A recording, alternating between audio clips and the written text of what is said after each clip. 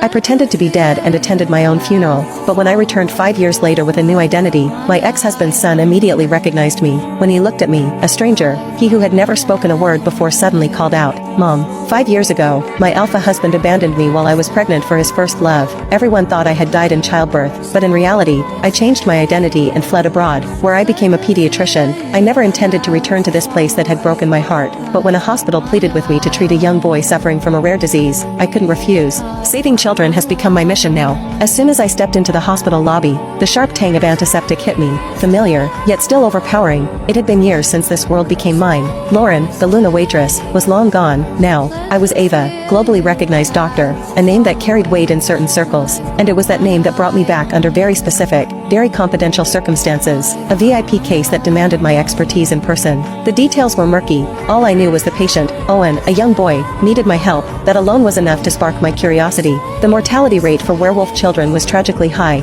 Most never made it to see their wolf. That's why Liam and I had poured everything into creating the pediatric center, to give them a shot at life. At the reception desk, I greeted the nurse with a smile, but the nearby doctors weren't exactly discreet. Who just lets any random pretty face into VIP consults now? One muttered, "How skilled can she be?" Another added with a sneer. A third chimed in, "Well, if she's got the alpha king's son's attention, that's a skill." I bit my lip, kept my head high. I was used to this. I'd spent my career walking into rooms full of doubt. Then one of them chuckled, "The kid won't go easy on her just 'cause she's pretty." Troublemaker? That word stuck in my head. Kids didn't act out for no reason. They were always trying to tell us something. I adjusted the strap on my bag and followed the group into the VIP ward. Inside the room, the so-called troublemaker sat in the center, legs crossed, laptop on his knees. Owen couldn't have been more than 5 or 6, dressed in a tiny but sharp suit, dark hair sticking out. There was something unsettlingly grown-up in his demeanor. He barely glanced at us, gave a small nod, then returned to his screen. The doctors hesitated until one leaned in. "What are you working on, kid?" Owen snapped the laptop shut, reached under his chair,